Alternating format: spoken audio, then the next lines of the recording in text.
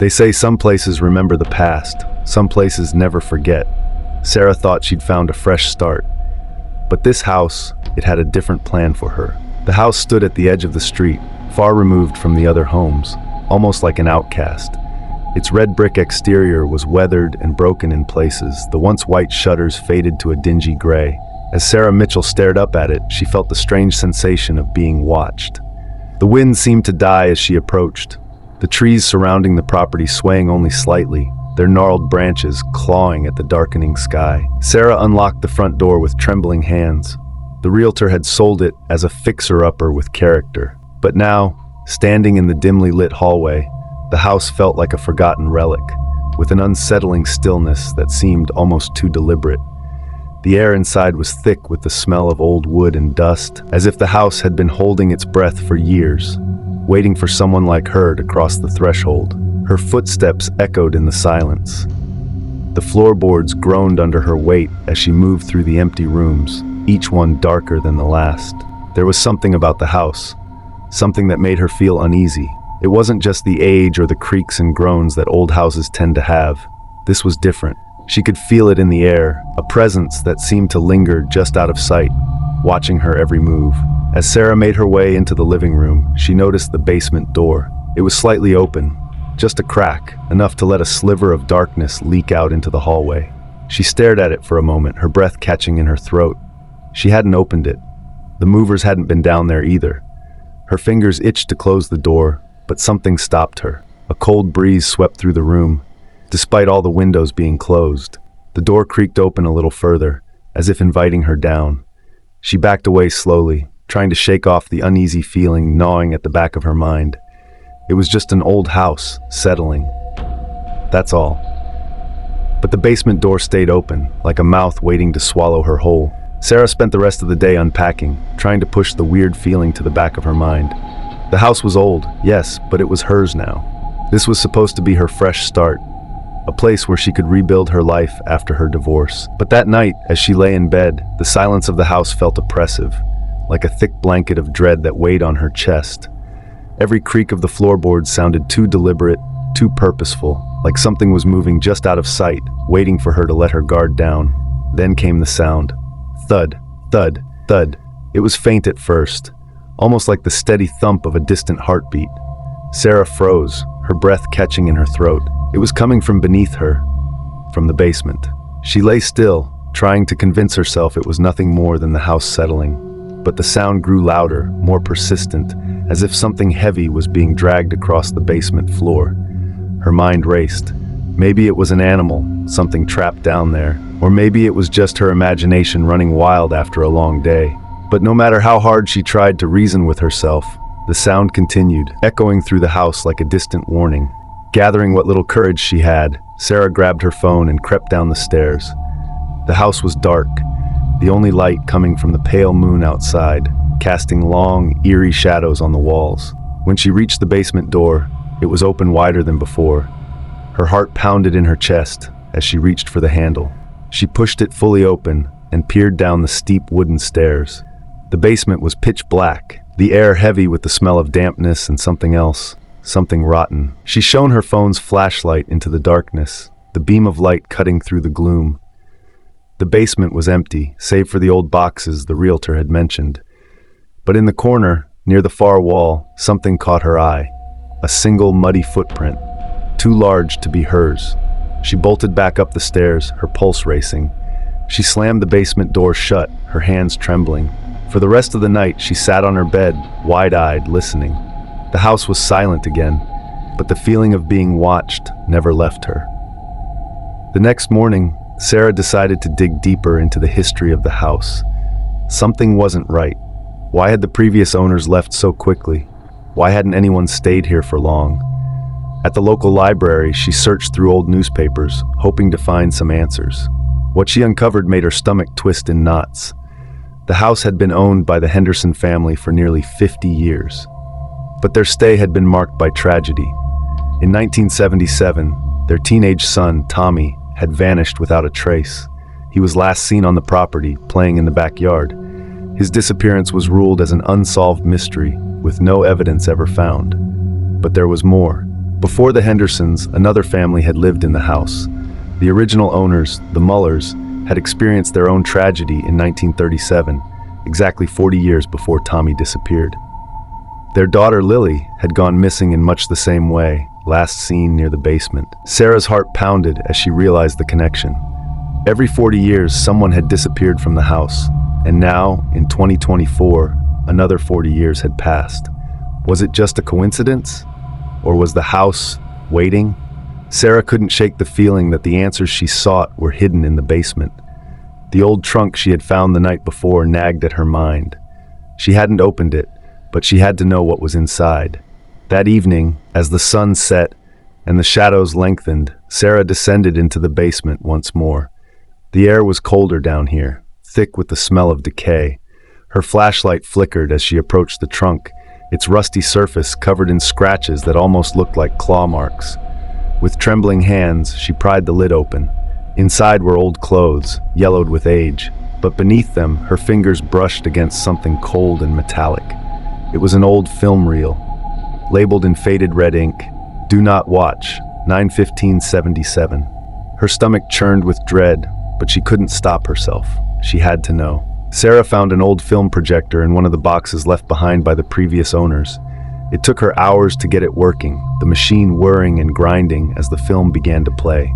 The footage was grainy, showing the Henderson family in their living room, smiling and celebrating what seemed to be a birthday. But as the camera panned across the room, it lingered on the basement door. The door was open, just a crack. The camera zoomed in, and for a moment the screen went black. When the image returned, the scene had shifted. The camera was now in the basement, the same basement Sarah stood in now, but it wasn't empty. A figure stood in the corner, its back turned to the camera. Its limbs were long, too long, and its movements were jerky, unnatural. The figure slowly turned toward the camera, revealing a face that was not human. Its eyes black pits, its mouth a twisted grin that seemed to stretch too far. The screen went black again, but the sound continued. A low, guttural growl echoed through the speakers, followed by a faint whisper. "It's waiting." Sarah's blood ran cold. She slammed the projector off, heart racing. What had she just seen? Was it some kind of sick joke? Or was it a warning? In the days that followed, the house seemed to change. The walls felt closer, the shadows darker, as if the house itself was alive, feeding on her fear. The thudding sound returned, louder and more insistent, coming from all directions now. Sarah couldn't sleep, couldn't think. Everywhere she went, she felt its presence, the thing from the film, lurking just out of sight. Then on the night of September 15th, it happened. Sarah woke to the sound of the basement door creaking open. She sat up, heart pounding, as footsteps echoed up the stairs. The air grew colder, the smell of rot filling the room. She tried to move, to scream, but her body was frozen in place. The door to her bedroom creaked open, and in the darkness she saw it, the figure from the film, standing in the doorway, watching her with those black, empty eyes. It stepped into the room, its twisted grin growing wider as it approached her bed. And then, everything went dark. They say some houses are cursed. Some places never forget the pain of the past. If you enjoyed this story and want to hear more, make sure to subscribe. But remember, some doors should never be opened. When the Martinez family moved into their dream home, they thought they were getting a fresh start. But some houses keep secrets, and someone has been watching long before they arrived. After years of renting cramped apartments and saving every penny, the Martinez family finally stood at the doorstep of their new home, 1247 Oak Street. Miguel and Ana, high school sweethearts turned hardworking professionals, had dreamed of this moment for years. Their teenage daughter, Isabella, although attached to the city life, was excited too. It was a fresh start, a chance to finally settle in a quiet suburban neighborhood where everything seemed perfect. The house itself was stunning, a beautifully restored colonial with large windows, pristine white siding, and a picturesque garden out front. It had been on the market for a while, but for reasons the realtor couldn't fully explain. Just one of those homes, she had said vaguely. People come and go. As they moved in, Anna noticed something odd. The house was too clean. Every surface gleamed, not a speck of dust anywhere. The closet shelves were bare, as if no one had ever used them. The previous owners had left behind nothing, not even a trace of wear and tear. They must have been meticulous, Anna thought, feeling slightly uneasy but brushing it off as excitement from the move. Miguel, always the logical one, attributed everything to good upkeep. Maybe they hired professionals to clean before they left, he suggested. But what struck them both was how utterly devoid the house was of any personality. No marks on the walls, no leftover hooks where pictures might have hung, no sign that anyone had ever made memories here. It felt sterile, almost as if it had been waiting for them. The neighbors, at first glance, seemed friendly. The Wilsons, an elderly couple from next door, welcomed them with freshly baked cookies. Mr. Wilson, a retired mechanic, was always puttering around his garage, and Mrs. Wilson, with her wide smile, seemed genuinely happy to meet Anna. They chatted about local schools, the weather, and neighborhood events. But every now and then the conversations would veer into uncomfortable territory. "So how does Isabella like it here?" Mrs. Wilson asked one afternoon, peering into the house through the window, her eyes lingering on the empty kitchen. Anna smiled politely, but something in the way Mrs. Wilson asked, as though she already knew the answer, made her uneasy. Across the street lived the Blackwoods, a quieter, more reclusive family. They didn't introduce themselves, but Anna often caught glimpses of them through their windows. Mrs. Blackwood, a thin woman with sharp features, always seemed to be watching from her upstairs window, as though keeping an eye on the entire block. Once, Anna swore she saw Mrs. Blackwood with binoculars, but when she blinked, the woman was gone. Despite their strange behavior, Anna tried to stay positive. After all, suburban life was supposed to be like this, wasn't it? People knew each other's business, but still it's as if the neighbors knew too much, like they had been waiting for the Martinez family all along. It didn't take long for odd things to start happening. The first sign came with the Ring doorbell camera that Miguel installed on their second night. Proud of his handiwork, he checked it every day, ensuring they had a clear view of the front yard and street.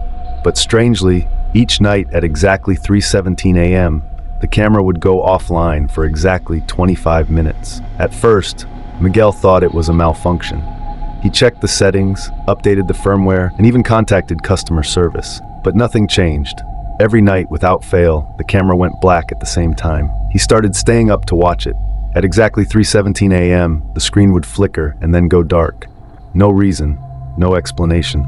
Isabella, the tech-savvy teenager, was the next to notice something odd. "Dad, my webcam's acting weird," she complained one day, showing him how the light would randomly turn on. It happened at the oddest times. Late at night while she slept, during the day when she was out. "Maybe it's a virus," Miguel said, brushing it off at first. But when it continued despite multiple scans and resets, the uneasy feeling settled in. Someone, or something, was controlling their devices. The unease deepened when Anna began noticing shadows flitting past the windows.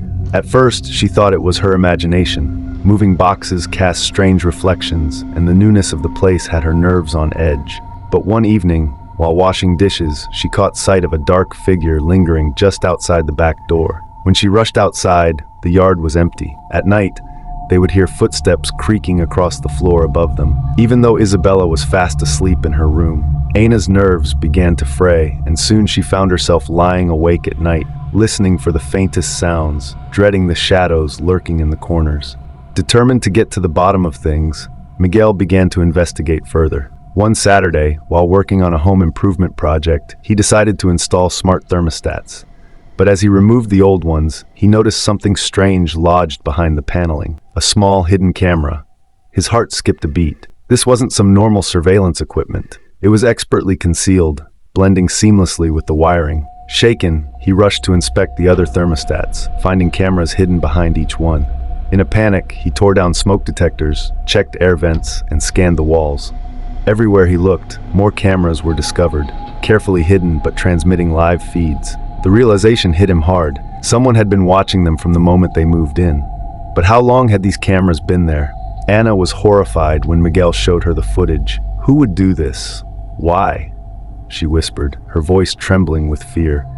The thought of being spied on in their own home, their sanctuary, was too much to bear. They immediately called a private investigator, hoping for answers. But what they discovered next was even worse than they imagined. The private investigator didn't take long to uncover troubling details about the house. It turned out that the home had a dark history, one that had been carefully hidden during the sale. 3 years before the Martinez family moved in, the previous occupants, the Reynolds family, had vanished without a trace. One evening, they were seen walking their dog, and the next morning, they were gone. No signs of struggle, no evidence of foul play, just an empty house. Neighbors claimed the Reynolds family had simply moved away, but there was no record of them anywhere. Their bank accounts were untouched, their car left behind. The police investigation yielded nothing, and the case went cold. The house had been cleaned thoroughly, put on the market, and eventually bought by the Martinez family. But that wasn't all. The private investigator discovered a pattern. Other families in nearby neighborhoods had experienced similar disappearances, all living in houses connected by the same real estate company. Each home had been equipped with the same surveillance system. Cameras hidden in the walls, thermostats, and electrical outlets, all feeding data to a mysterious third party. It was an organized operation, and the Martinez family had unwittingly become the latest victims. By now, Anna was growing suspicious of the neighbors. The Wilsons had always seemed a little too involved, always watching from their porch, asking questions that felt too personal. And the Blackwoods, who had never said a word to them, seemed to always be home, yet they never interacted with anyone. One evening, after Mrs. Wilson casually mentioned an argument Isabella had with her friend over text, Anna's blood ran cold. That conversation had taken place in the privacy of Isabella's room, on her phone. How could Mrs. Wilson have known? The pieces began to fall into place. The Wilsons weren't just nosy neighbors, they were part of the surveillance network. And the Blackwoods, with their distant, silent presence, were likely involved too. The more Anna and Miguel looked into it, the clearer it became. The entire neighborhood was connected to the same dark web of surveillance. The families weren't just victims, some were complicit. Desperate for answers, Miguel continued searching the house. One night, while exploring the attic, he made a chilling discovery. Behind a false wall panel, hidden among the insulation, he found a small, secret room. Inside, monitors lined the walls, displaying live feeds from homes across the neighborhood. The room was outfitted with sophisticated surveillance equipment, tracking every movement of the Martinez family and dozens of other families in similar homes. Files were stacked neatly on a table, documents detailing the movements, habits, and routines of various families. Miguel found footage of the previous Reynolds family, right up until the moment they vanished. There was no sign of a struggle, no indication of where they went. The footage simply stopped, as if they had been erased from existence. Realized they had to escape. But how could they flee when they knew their every move was being watched? They decided to stay under the radar, carefully planning their departure while appearing normal. Yet, the tension in the house grew palpable. They could feel the eyes on them, watching, waiting. On one particularly tense night, as they gathered in the living room to discuss their next steps, they heard a faint tapping at the window. Anna peered out, her heart racing. It was Isabella, staring wide-eyed, holding up her phone. She had recorded something disturbing, a figure loitering near the house, seemingly waiting for them to leave. Miguel felt a chill run down his spine. They were being hunted. Now the family lives in constant fear, moving from place to place. Each new town, each new home brings a fresh wave of anxiety. Miguel and Anna have learned to keep a low profile, avoiding contact with anyone who could uncover their past or their current situation. They have no choice but to stay vigilant and alert, always looking over their shoulders. Every time they catch a glimpse of a car following them or hear a strange noise outside, they can't shake the feeling that they are being monitored. Even in the rare moments of respite, when they think they are safe, the weight of their situation hangs heavy. The knowledge that someone, somewhere is still watching them, even from afar, is unbearable. What happened to the family before them? Where are they now? And if someone is always watching, are any of us truly safe in our own homes? Could you be the next victim? Keep your eyes open. While the Martinez family fled from watching eyes, David Cohen was about to learn that sometimes the most terrifying discoveries aren't in new homes, but in the storage units of those we thought we knew best. David Cohen had 3 days to clear out storage unit number 247. After his mother's sudden passing, the facility manager had called. "Payments overdue, Mr. Cohen. Unit goes to auction Friday if it's not emptied." He hadn't even known his mother had a storage unit, let alone one she'd maintained for 30 years. The facility was on the outskirts of town, a maze of identical metal doors stretching into darkness. Unit number 247 sat at the very back, far from security cameras and other renters. The padlock was unusually heavy, industrial grade, not the kind you'd buy at Home Depot. The lock clicked open at 7:13 p.m. Tuesday evening. David's flashlight beam cut through decades of dust, revealing walls of meticulously labeled boxes. His mother, the disorganized woman who could never find her car keys, had cataloged everything here with military precision. The first boxes contained what he expected: old furniture, photo albums, holiday decorations. But behind them, hidden from immediate view, stood filing cabinets with combination locks. Each drawer labeled with just a year: 1992, 1995, 1998, 2001. Inside an old shoebox, David found his mother's journal. The earliest entry was dated September 1992. Found another one today. Same pattern.